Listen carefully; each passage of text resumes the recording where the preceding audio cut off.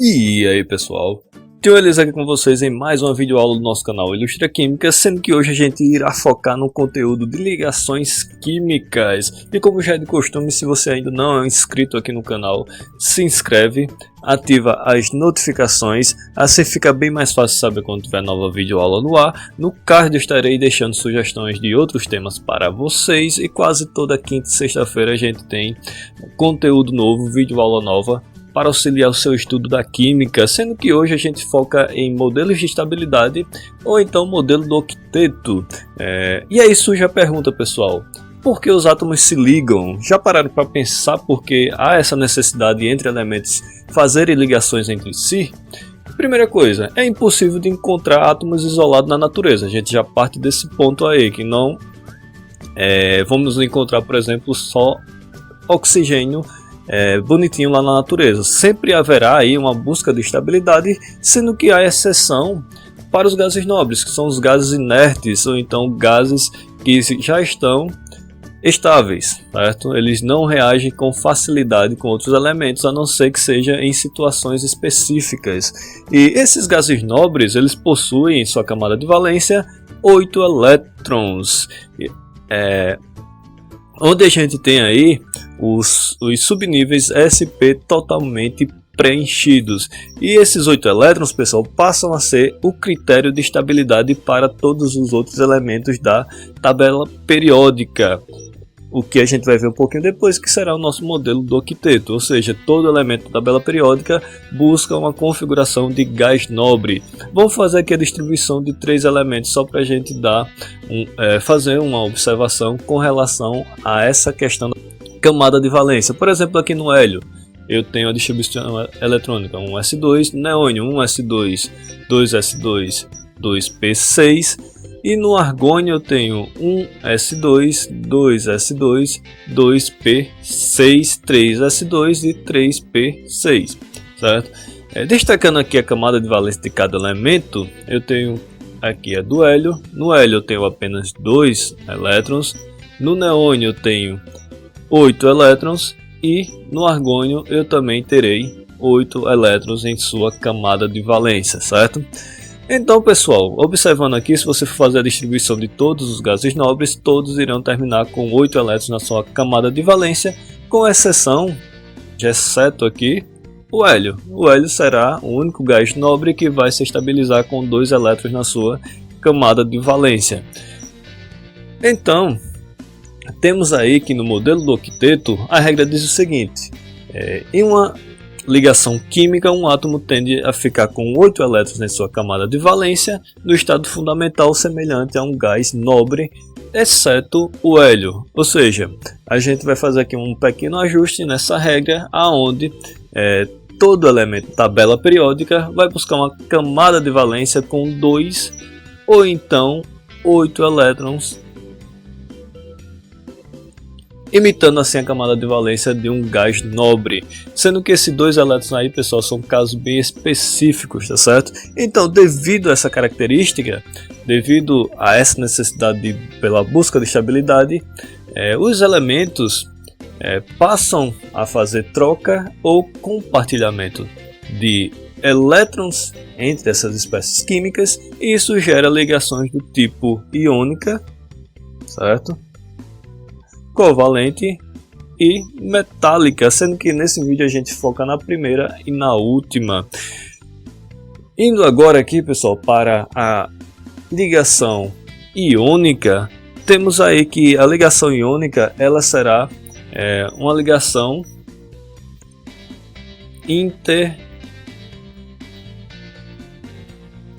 interatômica, certo? Sendo que eu também posso chamar essa ligação iônica de ligação eletrovalente ou ainda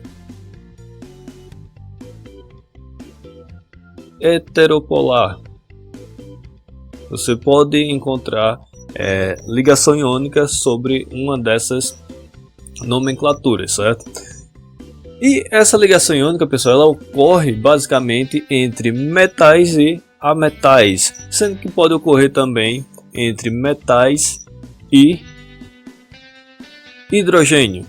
Apesar do hidrogênio estar lá na família 1, ele não é um metal alcalino, lembre-se disso. Ele é o filho de chocadeira. Nesse caso, a gente tem aqui que eu terei uma espécie que tende a receber e outra espécie que tende a doar elétrons.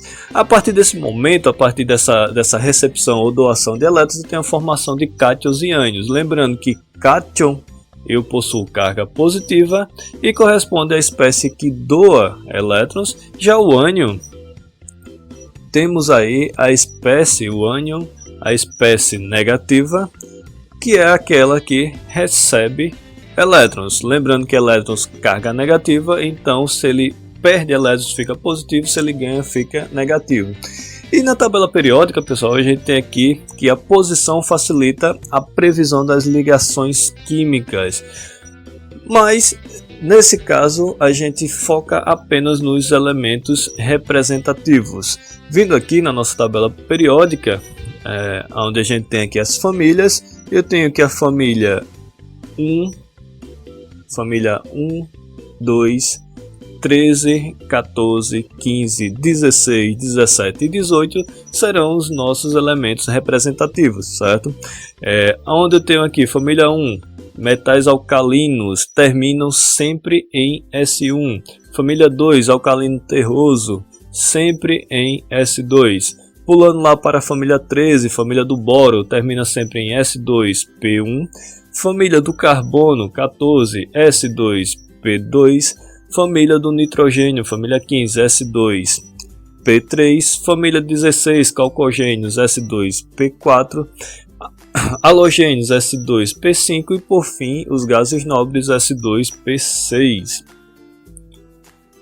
Isso significa, pessoal, que aqui essa basicamente será a nossa configuração das camadas de valências para essas famílias. Onde eu tenho aqui família 1, apenas um elétron na camada de valência, família 2, apenas 2, família 13, 3 elétrons na camada de valência, 14, 4 elétrons, família 15, eu tenho 5 elétrons, família 16, 6 elétrons, família 17, 7 elétrons e família 18 eu tenho 8 elétrons na camada de valência. Então, quanto mais distante de 8, maior será a tendência a doar, ou seja, 1, 2 e 13 doam elétrons e quanto mais próximo eles recebem elétrons, certo? Então família 5, 6 e 7 recebem elétrons, a família 8 ela já está estabilizada, então é inerte, e aqui a família do carbono, a família 14, ela tende ou a receber, recebe ou então compartilha elétrons, certo? Vai depender muito da situação que ela está inserida. Além disso, pessoal, eu tenho o seguinte, que família 1, 2 e 13, lembrando aqui que eu quero sempre uma camada de valência preenchida com 8 elétrons, então família 1, 2 e 13, como eles doam elétrons, ou seja, família 1 doa 1 elétron, ficando com carga mais 1, família 2 doa 2 elétrons, ficando com carga mais 2, família 13 doa 3 elétrons, ficando com carga mais 3, certo? Pulando aqui para a família 17, tem 7 elétrons na sua camada de valência, eu quero 8, então ele recebe um elétron, ficando com carga menos 1. Família 16 recebe 2 elétrons, ficando com carga menos 2. Família 15 recebe 3 elétrons, ficando com carga menos 3. Gases nobres não recebe nada, é inerte, é estável. E aqui na família 14 recebe 4 elétrons, certo? Vamos colocar apenas recebendo, ficando com carga menos 4. Então isso aqui, pessoal, que a tabela periódica me diz em relação, me facilita em relação às ligações iônicas. Além disso, aqui em cores, ela me demonstra a separação em metais, certo? Os amarelos são metais. Aqui em verde solitário eu tenho o hidrogênio, que é o filho de chocadeira, não pertence a nenhuma família. Tenho aqui o vermelho, os ametais. E em roxo eu tenho os gases nobres, que são os gases inertes, estáveis, ou seja, não reagem com ninguém. Então, para nossa análise, eu até descarto aqui, ficando apenas com hidrogênio, metais e ametais nas nossas ligações iônicas. Exemplificando, pessoal, aqui a partir da distribuição eletrônica de 4 elementos, certo? A partir deles a gente vai formar ligações químicas. Eu tenho aqui o sódio 1s2, 2s2, 2p6, 3s1. Cloro 1s2, 2s2, 2p6, 3s2, 3p5, totalizando 17 elétrons. Magnésio eu terei 1s2, 2s2, 2p6, 3s2, totalizando 12. E o flúor 1s2, 2s2 e 2p5, totalizando aí 9 elétrons. Destacando aqui a camada de valência de cada um dos elementos. Certo? Aqui eu tenho o magnésio e aqui eu tenho o flúor. A partir disso, pessoal, a gente vai começar a analisar. Por exemplo, aqui no sódio eu tenho 1 elétron na camada de valência, no cloro eu tenho 7 elétrons, magnésio eu tenho 2 e no flúor eu tenho 7 elétrons. Lembrando aí que quanto mais próximo de 8 elétrons na camada de valência, maior a tendência de receber elétrons, e quanto mais distante dessa camada de valência, de 8 na camada de valência, maior a tendência a doar. Por exemplo, a partir disso a gente vai passar agora a analisar se o meu elemento ele doa ou recebe elétrons. Por exemplo, eu tenho aqui o sódio. O sódio ele tem o que? 3s1, ou seja, eu tenho apenas um elétron na camada de valência. Eu precisaria de mais 7 para chegar a 8. Nisso aí eu precisaria ainda do subnível P, então é inviável eu fazer essa adição de elétrons. Então, como ele está muito distante de 8, ele vai doar um elétron, certo? Ele vai doar esse elétron e acabar com essa camada de valência. Já no caso do cloro, ele tem 7 elétrons na camada de valência, para chegar a 8 ele precisa de mais um, então ele vai receber um elétron, certo? Então ele está bem próximo do 8, então ele recebe. O magnésio, ele doa ou recebe? No caso eu precisaria de 6 elétrons para completar o octeto, é inviável, tá certo? Então, nesse caso, como está bem distante do 8, ele vai doar, então doa 2 elétrons. E no caso do flúor, a mesma coisa do cloro, ele precisa apenas de mais um para chegar a 8, então ele vai receber, ou então ele recebe um elétron. Então aqui, se eu eliminar essa camada de valência do sódio, a camada 2 assume esse papel, passando agora a ter 8 elétrons na camada de valência, configuração de gás nobre, por isso que ele doa. O magnésio, mesma coisa, ele doa os 2 elétrons. A camada 2 passa a ser a camada de valência, tendo 8 elétrons nela. O cloro, ele recebe mais um. E o flúor também, sendo que assim o subnível P passa de 5 para 6, chegando aí a 8 elétrons na camada de valência. Com isso em mente, pessoal, agora a gente vai fazer as ligações, certo? Eu tenho aqui o sódio, que quer doar 1, o cloro tem 7 elétrons na sua camada de valência, quer receber 1 para totalizar 8. O sódio doa esse elétron para o cloro, certo? Nisso aí a camada de valência anterior do sódio deixa de existir, ficando agora com sódio com carga positiva mais 1. O cloro, que tinha apenas 7, passa agora a ter 8 elétrons na sua camada de valência e sua carga fica menos 1, certo? Vindo aqui para o magnésio. Magnésio, eu tenho 2 elétrons para doar, certo? Já o flúor, pessoal, eu tenho na camada de valência que esse flúor tem 7 elétrons. O magnésio vai doar 1 elétron para ele, certo? O flúor fica estabilizado com 8 elétrons na sua camada de valência, mas o magnésio não. Eu faço o quê? Pego outro flúor, certo?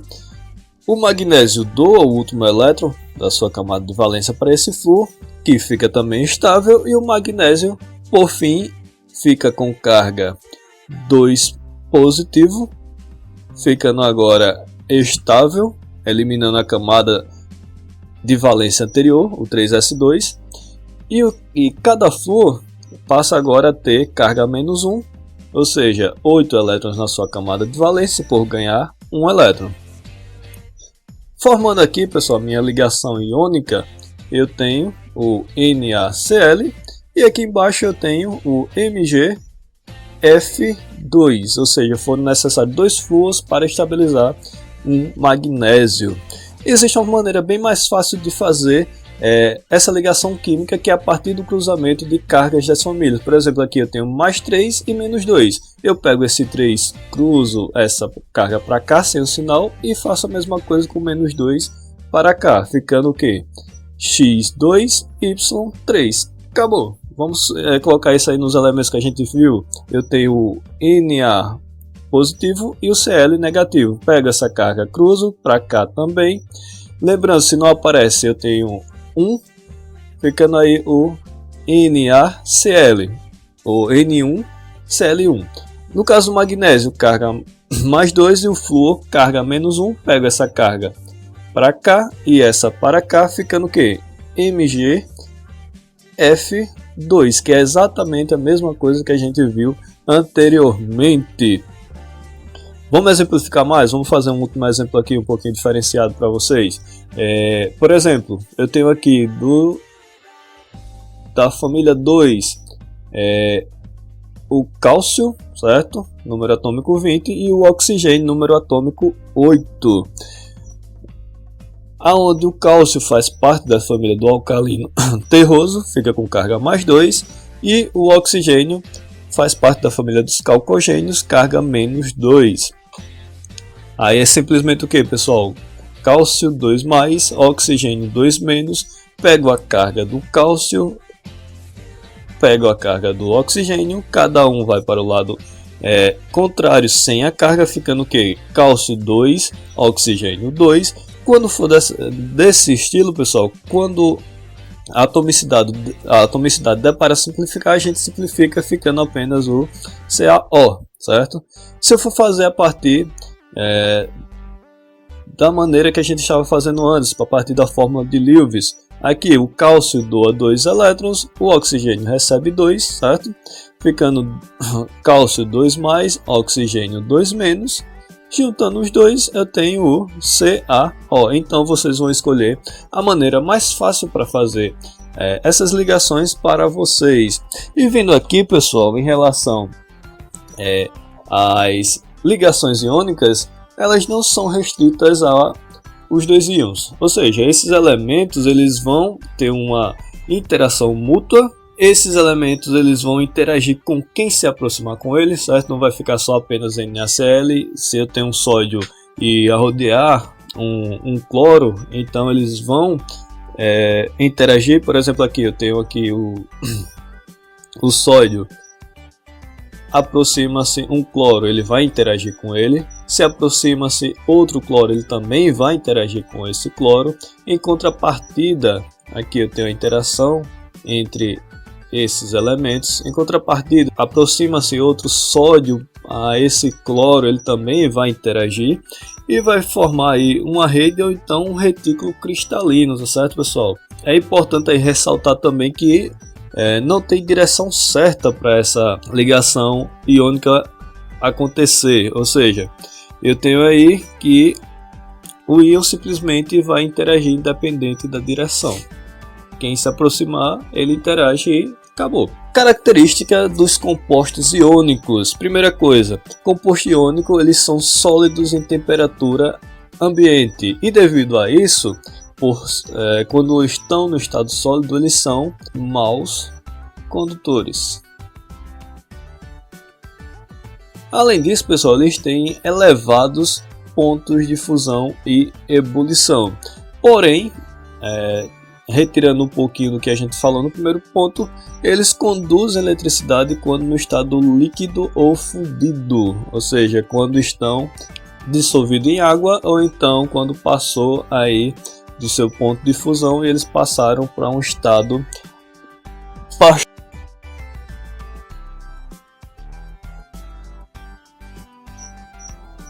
Ligações metálicas, pessoal. O conteúdo de ligação metálica ele é bem, digamos, sucinto, ele é bem pequeno comparando ao de ligação covalente. Basicamente eu tenho aqui ligações metálicas, elas vão ocorrer entre metais, ou seja, metal mais metal e somente isso, nada além disso.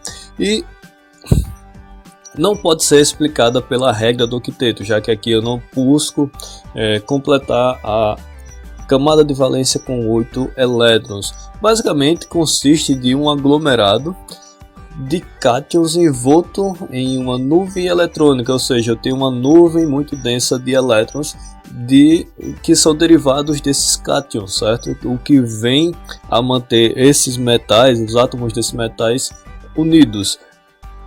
E nesse caso aqui ocorre pela atração entre esses cátions, certo? Como foi dito, esses elementos os átomos desses elementos ficam ligados a partir dessa interação. Basicamente eu tenho essa representação aqui, eu tenho um monte de cátions aqui em azul, todos com alta tendência a doar elétrons, ou seja, baixa eletronegatividade e alta eletropositividade. Ao redor desses cátions eu tenho uma nuvem eletrônica, ou seja, uma nuvem de elétrons livres. E esses elétrons eles ficam de uma maneira bem desorganizada, se movimentando entre esses cátions. Apesar disso, pessoal, apesar dessa desorganização, se aqui houver a passagem de uma corrente elétrica, esses elétrons vão se organizar de maneira a conduzi-la da melhor maneira possível, tá certo? Característica das ligações metálicas. Basicamente, eu tenho aí que as características importantes dessas ligações metálicas são o quê? Eu tenho que elas são sólidos em temperatura ambiente, sendo que basicamente eles têm um brilho característico, certo? Altos pontos de fusão e de ebulição. Eles também são bons condutores elétricos e, além disso, eles são muito maleáveis, ou seja, dá para torná-los em lâminas muito facilmente. Formam ligas metálicas, que é basicamente a união entre pelo menos dois metais diferentes, o que, por exemplo, vem a representar o ouro, sendo que aí eu tenho o ouro 18 quilates, que é uma mistura aí de 75% de ouro e 25% de cobre, que é basicamente o ouro que é utilizado nas medalhas. Já o ouro 24 quilates é o ouro que é considerado